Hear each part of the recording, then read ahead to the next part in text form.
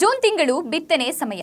ಯಾವುದೇ ಕಾರಣಕ್ಕೂ ರೈತರಿಗೆ ಬಿತ್ತನೆ ಬೀಜ ಹಾಗೂ ರಸಗೊಬ್ಬರಗಳ ಕೃತಕ ಅಭಾವ ಸೃಷ್ಟಿ ಮಾಡಿದರೆ ಶಿಸ್ತಿನ ಕ್ರಮ ವಹಿಸಲಾಗುವುದು ಎಂದು ಜಿಲ್ಲಾ ಜಂಟಿ ಕೃಷಿ ನಿರ್ದೇಶಕ ಮಂಜುನಾಥ್ ಹೇಳಿದರು.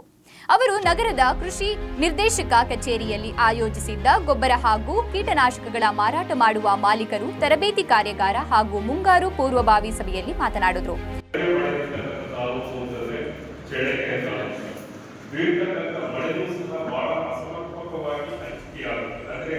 ನನಗೆ ಜೂನಲ್ಲಿ ಬರಬೇಕಾಗಿ ಇಷ್ಟು ಮಳೆ, ಜೂನಲ್ಲಿ ಬರಬಹುದು ಅಥವಾ ಬಿಡಬಹುದು, ಜುಲೈಗೆ ಇಷ್ಟು ಮಳೆ ಆಗ್ಬೋದು, ಬರಬಹುದು ಅಥವಾ ಬಿಡಬಹುದು, ಆಗಸ್ಟ್ನಲ್ಲಿ ಇಷ್ಟು ಮಳೆ ಆಗಬೇಕಾಗಿತ್ತು, ಬರಬಹುದು ಬಿಡಬಹುದು, ಆಮೇಲೆ ಸೆಪ್ಟೆಂಬರ್ ಇಷ್ಟು ಮಳೆ ಆಗಬೇಕು, ಬರಬಹುದು ಬಿಡಬಹುದು. ನಮಗೆ ನಿಶ್ಚಿತವಾಗಿ ಬರತಕ್ಕಂಥದ್ದು ಅಂತಂದರೆ ಶೇಕಡ 70% ಸೆಪ್ಟೆಂಬರಲ್ಲಿ, ಆ ನಂತರ ಅಕ್ಟೋಬರ್ ತಿಂಗಳಲ್ಲಿ, ಈ ಎರಡೇ ಮಾಹಿತಿಯಲ್ಲಿ ನಮಗೆ ನಿಶ್ಚಿತವಾಗಿ ಬರತಕ್ಕಂಥದ್ದು.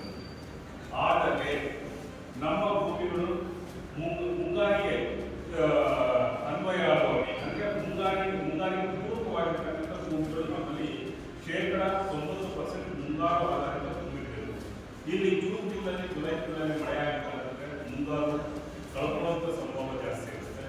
ಹಾಗೆ ನಾವು ಎಲ್ಲರೂ ಸಹ ಕೆಂಪು ಮಣ್ಣಿನ ಭೂಮಿಗಳಾಗಿರ್ತಕ್ಕಂಥದ್ರಿಂದ ಹಿಂಗಾರಿಗೆ ಪೂರಕವಾಗಿಲ್ಲ ಆಗಿರ್ತಕ್ಕಂಥದ್ರಿಂದ ಹಿಂಗಾರು ಬೆಳೆಯೋದು ಸಹ ನಡೆದಕ್ಕೆ ಆಗುವುದಿಲ್ಲ. ಸೊ ಎಷ್ಟು ವಿಪರ್ಯಾಸವಾಗಿದೆ ನಮಗೆ ಮಳೆ ಹಂಚಿಕೆ ಪ್ರಮಾಣ. ಒಂದು ನಮ್ಮ ಭೂಮಿಗಳು ಒಂದು ರೀತಿ ಇದೆ, ಮಳೆ ಮತ್ತೊಂದು ರೀತಿಯಲ್ಲಿ ನಮಗೆ ಬರ್ತಾ ಇದೆ. ಸೊ ಈ ಒಂದು ದೃಷ್ಟಿನಲ್ಲಿ ನಾವು ನಮಗೆ ಶೇಕಡ 75ರಿಂದ 90% ಸಹ ಮಳೆ ಆಧಾರಿತ ಕೃಷಿಯನ್ನೇ ಅವಲಂಬಿಸಿರುತ್ತಾ ಇದೆ. ಇಲ್ಲಿ ಮಾಡಿ ನೋಡಿದ್ವಿ ಏನಪ್ಪ, ನಾವು ಯಾವ ರೀತಿ ನಮ್ಮಲ್ಲಿ ಮಳೆ ಆಗುತ್ತೆ, ಯಾವ ರೀತಿ ನಮ್ಮಲ್ಲಿ ಕೃಷಿ ಇದೆ ಅಂತಕ್ಕಂಥದ್ದು ಸುಮಾರು 59 ವರ್ಷಗಳ ಮಳೆ ವಿವರಗಳನ್ನು ನಾವು ಅನಲೈಸ್ ಮಾಡಿ ನೋಡಿದಾಗ ಶೇಕಡ 73% ನಾವು ಕಳ್ಕೊಳ್ತಕ್ಕಂಥದ್ದೇ ಬಹಳಷ್ಟು ಇದೆ. ಅಂದರೆ ಬಿತ್ತನೆ ಮಾಡ್ತೀವಿ, ನಾವು ಜೂನಲ್ಲಿ ಬಿತ್ತನೆ ಮಾಡ್ತೀವಿ, ಜೂನ್ ಕೈ ಕೊಡ್ತು ಅಂದರೆ ಜುಲೈಯಲ್ಲಿ ಬಿತ್ತನೆ ಮಾಡ್ತೀವಿ, ಜುಲೈ ಕೈ ಕೊಡ್ತು ಅಂದರೆ ಆಗಸ್ಟಲ್ಲಿ ಬಿತ್ತನೆ ಮಾಡ್ತೀವಿ. ಹಾರ್ವೆಸ್ಟ್ ಮಾಡೋದು ಅಂದರೆ ಕಟಾವು ಮಾಡುವಂಥ ಪ್ರಸಂಗಗಳು ನಮಗೆ 10 ವರ್ಷದಲ್ಲಿ 2ರಿಂದ 3 ಸರಿ ಬರುತ್ತೆ. ಇನ್ನು 7 ಸಾರಿ 6ರಿಂದ 7 ಸಾರಿ ನಾವು ಹಾರ್ವೆಸ್ಟ್ ಮಾಡೋದು ಅಂದ್ರೆ ನಮಗೆ ರಿಸ್ಕ್ ಎಷ್ಟಿರುತ್ತೆ ಅಂದರೆ ಕೃಷಿಯಲ್ಲಿ ಶೇಕಡ 70% ಜಾಸ್ತಿ ಚಳಿಕೆಯಲ್ಲಿ ರಿಸ್ಕ್ ಜಾಸ್ತಿ ಇದೆ.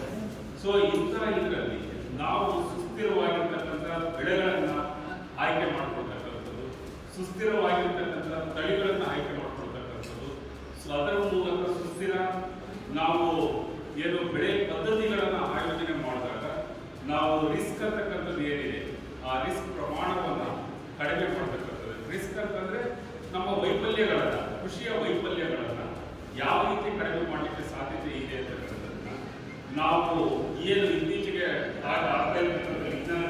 ತಾಲೂಕಿನ ರೈತರು ಈಗಾಗಲೇ ಕೃಷಿ ಭೂಮಿಗಳನ್ನು ಹಸನು ಮಾಡುತ್ತಾ ಬಿತ್ತನೆ ಬೀಜಕ್ಕೆ ಬರುತ್ತಾರೆ. ಬಿತ್ತನೆ ಬೀಜಗಳನ್ನು ಪರಿಶೀಲಿಸಿದ ನಂತರ ರೈತರಿಗೆ ವಿತರಣೆ ಮಾಡಬೇಕು. ಹಣದ ಆಸೆಗೆ ಹಾಗೂ ಕೀಟನಾಶಕಗಳನ್ನು ಅತಿ ಹೆಚ್ಚಿನ ಬೆಲೆಗೆ ಮಾರಾಟ ಮಾಡುವುದು, ಅವಧಿ ಮುಗಿದ ಕೀಟನಾಶಕ ಮಾರಾಟ ಮಾಡುವುದು ಕಂಡುಬಂದರೆ ಸೂಕ್ತ ಕ್ರಮ ಜರುಗಿಸಲಾಗುವುದು ಎಂದರು. ಇನ್ನು ಸಹಾಯಕ ಕೃಷಿ ನಿರ್ದೇಶಕ ಡಾಕ್ಟರ್ ಅಶೋಕ್ ಪ್ರಾಸ್ತಾವಿಕವಾಗಿ ಮಾತನಾಡಿ, ರಾಸಾಯನಿಕ ಗೊಬ್ಬರ ವಿತರಿಸುವ ವೇಳೆ ಅದರ ಬೆಲೆ ಹಾಗೂ ಅವಧಿಯನ್ನ ಪರಿಶೀಲಿಸಿ ರೈತರಿಗೆ ಕೊಡಬೇಕು. ಯಾವುದೇ ಕಾರಣಕ್ಕೂ ಕಳಪೆ ಗೊಬ್ಬರ ಮಾರಾಟ ಮಾಡಬಾರದು. ಸುರಕ್ಷಿತ ಕೀಟನಾಶಕಗಳ ಬಗ್ಗೆ ಪ್ರತಿಯೊಬ್ಬರೂ ತಿಳಿದುಕೊಳ್ಳಬೇಕು. ಕಳೆನಾಶಕ ಕೊಡುವಾಗ ಹಾಗೂ ಒಡೆಯುವಾಗ ರೈತರಿಗೆ ಸಂಪೂರ್ಣವಾಗಿ ಮಾಹಿತಿ ನೀಡಬೇಕು. ಸಬ್ಸಿಡಿ ದರದಲ್ಲಿ ಯೂರಿಯಾ, ಡಿಎಪಿ ಗೊಬ್ಬರಗಳನ್ನು ನೀಡಬೇಕು. ರಿಯಾಯಿತಿ ದರಕ್ಕಿಂತ ಹೆಚ್ಚಿನ ಬೆಲೆಗೆ ಮಾರಾಟ ಮಾಡುವ ಹಾಗಿಲ್ಲ ಎಂದರು. ವಾಡಿಕೆ ಮಳೆಗಿಂತ ಸುಮಾರು 100 ಪಟ್ಟು ಜಾಸ್ತಿ ಮಳೆ ಬಂದಿದೆ. ಅದರ ಭೂಮಿ ಸಿದ್ಧತೆ ಎಲ್ಲ ಮಾಡಲಿಕ್ಕೆ ಅನುಕೂಲವಾಗ್ತದೆ. ಹಾಗೂ ಫೋರ್ಕಾಸ್ಟ್ ಕೂಡ ಈ ವರ್ಷ ನಮ್ಮ ಶೇಕಡ 100ಕ್ಕಿಂತ ಹೆಚ್ಚಿನ ಒಂದು ಮಳೆ ಮುಂಗಾರು ಬರುತ್ತೆ ಅಂತ ಹೇಳಿದ್ದಾರೆ.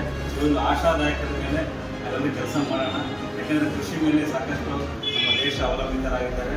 ಸೊ ಕೃಷಿ ಚೆನ್ನಾಗಿತ್ತು ಅಂತಂದರೆ ಆಲ್ಮೋಸ್ಟ್ ಎಲ್ಲ ಸೆಕ್ಟರ್ ಕೂಡ ಉತ್ತಮವಾದ ಒಂದು ಭವಿಷ್ಯದ ಹೇಳಿ ನಾವು ಮಾಡ್ತಾ ಇದ್ದೀವಿ. ಸೊ ಅದರಲ್ಲಿ ಏನಪ್ಪ ಅಂದರೆ ನಿಮ್ಮ ಪಾತ್ರ ಬಹಳ ಮುಖ್ಯವಾಗಿದೆ. ಯಾಕಂದರೆ ರೈತರಿಗೆ ಬಿತ್ತನೆ ಬೀಜ, ರಸಗೊಬ್ಬರ ಹಾಗೂ ಕೀಟನಾಶಕಗಳು ಬಹು ಮುಖ್ಯವಾಗಿರುತ್ತೆ. ಉತ್ತಮವಾದ ಬಿತ್ತನೆ ಬೀಜ ಬೇಕು, ಆ ನಂತರ ಉತ್ತಮವಾದ ರಸಗೊಬ್ಬರ ಬೇಕು, ಹಾಗೂ ಕೀಟನಾಶಕಗಳನ್ನು ನೀವು ನಿಮ್ಮಲ್ಲಿ ವಿತರಣೆ ಮಾಡಿದ್ದಾದರೆ ರೈತರಿಗೆ ತಮ್ಮ ಬೆಳೆಗಳನ್ನು ಮಳೆಯ ಜೊತೆಗೆ ಎಲ್ಲವೂ ಕೂಡ ಸಹಕಾರಿಯಾಗಿದ್ದರೆ ಮಾತ್ರ ಉತ್ತಮವಾಗಿ ನಿರ್ವಹಣೆ ಮಾಡಬೇಕಾಗುತ್ತೆ. ಅದಕ್ಕೆ ಸಾಕಷ್ಟು ವಿಚಾರಗಳನ್ನು ನಮ್ಮ ವಿಜಿಲೆನ್ಸ್ AD ಅವರು ಕೂಡ ಬರ್ತಾ ಇದ್ದಾರೆ. ನಿಮ್ಗೆ ಯಾವ ರೀತಿ ನಮಗೆ ಏನು ರಸಗೊಬ್ಬರ ನಿಯಂತ್ರಣ ಆದೇಶ ಇದೆ, ಅದ್ರ ಬಗ್ಗೆ ಬಿತ್ತನೆ ಬೀಜ ಕಾಯ್ದೆ ಇದೆ, ಅದು ಕೀಟನಾಶಕ ಕಾಯ್ದೆ ಇದೆ, ಅವುಗಳಲ್ಲಿ ನೀವು ಯಾವ ರೀತಿ ಕೆಲಸ ಮಾಡಬೇಕು, ಯಾವ ಈಗ ಫಾರ್ ಎಕ್ಸಾಂಪಲ್ಲು ಬಿತ್ತನೆ ಬೀಜ ಕಳಪೆಯನ್ನು ತೊಲಗಿಸಬೇಕು. ಹಾಗಾಗಿ ಒಳ್ಳೆಯ ಕಂಪ್ನಿ ಬೀಜಗಳನ್ನು ಹಾಗೂ ಒಳ್ಳೆಯ ಗುಣಮಟ್ಟದ ಬೀಜಗಳು ವಿತರಣೆ ಮಾಡೋದು ನಮ್ಮ ನಿಮ್ಮೆಲ್ಲ ಜವಾಬ್ದಾರಿ ಆಗಿರುತ್ತೆ. ಜೊತೆಗೆ ಇನ್ನೊಂದೇನಪ್ಪ ಅಂದರೆ ರಸಗೊಬ್ಬರದ ವಿಷಯಕ್ಕೆ ಬಂದಾಗ ಸಾಕಷ್ಟು ರೈತರುಗಳು ಗೊಬ್ಬರ ಕೇಳ್ಕೊಂಡು ಬರ್ತಿರ್ತಾರೆ. ಅವಾಗ ನಿಮ್ಗೆ ಯಾವುದು ತಿಳಿದುಕೊಳ್ಳೋದು ಅಥವಾ ಯಾವುದೋ ಒಬ್ಬರಿಗೆ ಹೆಚ್ಚಿನ ತುಪ್ಪ ಕೊಡೋದು, ಆ ಥರ ಎಲ್ಲ ಮಾಡೋದಕ್ಕೆ ಅವಕಾಶ ಇರೋದಿಲ್ಲ. ಇದೆಲ್ಲ ಗೊತ್ತಿದೆ. ಸುಮಾರು ವರ್ಷದಿಂದ ಇದೇ ಸಂದರ್ಭದಲ್ಲಿ ಜಿಲ್ಲಾ ಜಂಟಿ ನಿರ್ದೇಶಕ ಮಂಜುನಾಥ್, ಉಪ ಕೃಷಿ ನಿರ್ದೇಶಕ ಡಾಕ್ಟರ್ ಪ್ರಭಾಕರ್, ಸಹಾಯಕ ಕೃಷಿ ನಿರ್ದೇಶಕ ಡಾಕ್ಟರ್ ಅಶೋಕ್, ತಾಂತ್ರಿಕ ಸಹಾಯಕ ಅಧಿಕಾರಿ ಮೇಘನಾ, ಗೊಬ್ಬರ ಮಾರಾಟಗಾರರಾದ ಸಂಘದ ಅಧ್ಯಕ್ಷ ಜಗದೀಶ್, ಉಪಾಧ್ಯಕ್ಷ ಮಂಜುನಾಥ್, ಇತರ ಸದಸ್ಯರು ಹಾಗೂ ಎಲ್ಲ ಕೀಟನಾಶಕ ಅಂಗಡಿಗಳ ಮಾಲೀಕರು ಹಾಜರಿದ್ದರು.